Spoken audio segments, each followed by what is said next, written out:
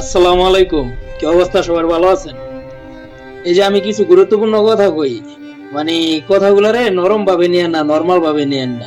মানে একটু চিন্তা ভাবনা করেন, মাথার ভিতরে বুদ্ধিটা খাটাইয়েন, ঠিক আছে? এই যে যে কথাগুলা কইতাছি, হয়তো আমি তো কোনো ভাইরাল পারসন না যে আমার কথা আপনারা অনেক মানুষ শুনবেন। কম মানুষই শুনবেন, আর যারাই শুনবেন আমি মনে করি তাদের জন্য, আমাদের জন্যই ভালো।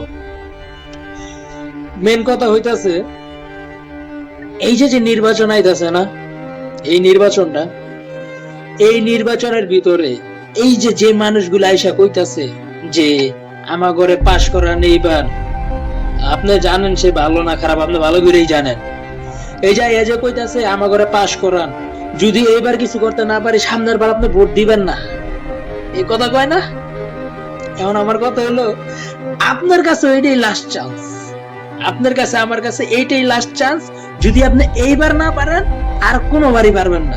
কারণ গেলবার যেই দলটা ছিল, আওয়ামী লীগ ছিল, আমি কই এই দলটা কি করছে, 16 বছর মানে 15 বছর একটানা ক্ষমতা রাখছে। কেউ কি পারছেন? তো ওই সময় আপনি ভোট দিছেন না দিছেন ওরা কিন্তু দেখার বিষয় না। আপনার আগে গিয়ে দেখবেন আপনার ভোট হয়ে গেছে, হয়ে গেছে না? তো দেশের যদি সিস্টেম এরকম হইতে পারে, তাহলে পরবর্তীতে যে দল ক্ষমতা হইব তার লেগে যে সিস্টেম তৈরি হইব না, এটা কি আপনি করতে পারবেন? 100% হইব। কারণ যে লোকগুলা সিস্টেম বানাইছে ওই লোকগুলা কিন্তু দেশেই আছে, আর ওই লোকগুলা কিন্তু এটি করবই, পারবো। কারণ তাদের ওরা ক্ষমতা আছে, তারা ওরা পারবো। এখন যদি একবার কেউ রাতে ক্ষমতা দেন না, ওই ক্ষমতার উপরে চলতে হইব। এখন আপনার কর্ম কোনটা, আপনি কোনটা করবেন? আপনার করণীয় কি? আপনার করণীয় হইতাছে, আপনি এখনই একটা ন্যায্য লোক সিলেক্ট করেন।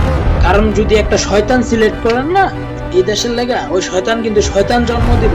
শয়তান জন্ম দিতে দিতে আরো খারাপ বানাইবো, চতুর্দিকে আছে আর কি, এর থেকে বেটার খারাপ বানাই দিব। তো এখনই একটা ভালো প্রার্থী বানান, এখন একটা ভালো দল ক্ষমতায় আনেন। ভালো দল বলতে যারা ভালো, এমন না যে আমি খারাপ করতেছি, খারাপের দল একটা, ভালো দল একটা, ওইটাই করতেছি যে একটা ভালোর দল। ভালোরা আনেন, আইনা বসান, ওইটাই ভালো ভালো জিনিস পয়দা করবো দেশের জন্য কোন, আমার জন্য কোন, ভবিষ্যতের জন্য কোন, ফিউচার যা আছে এভরিথিং টোটাল সবকিছুর জন্য বেস্ট।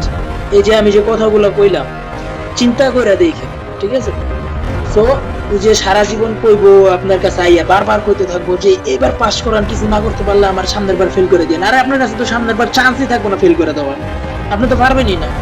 ওনার কাছে ক্ষমতা, ওনার হাতে সব, আপনি কি বালছেন? আপনি কিছুই শিখতে পারবেন না, লেওরা বা এটা মুখটা খারাপ করলাম, সরি, এটাই বাস্তব। কিচ্ছু করতে পারবেন না।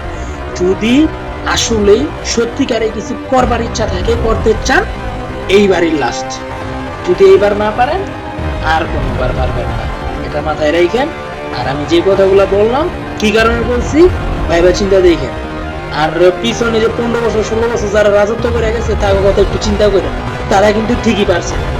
তো পরবর্তীতে যারা আইব ক্ষমতায়, হেরাও এটাই করতে পারবে। আর যদি ভালো হয়, তাহলে হেরা সারা জীবন থাক ক্ষমতায়, সমস্যা নাই। হুদা 15 বছর না, এরা 1500 বছর থাক, আমগো লাগা সমস্যা নাই, ঠিক আছে? তো সবাই চাই দেশের জন্য লড়তে, দেশের জন্য করতে, এটাই আমাদের চাওয়া, ঠিক আছে? সালাম আলাইকুম।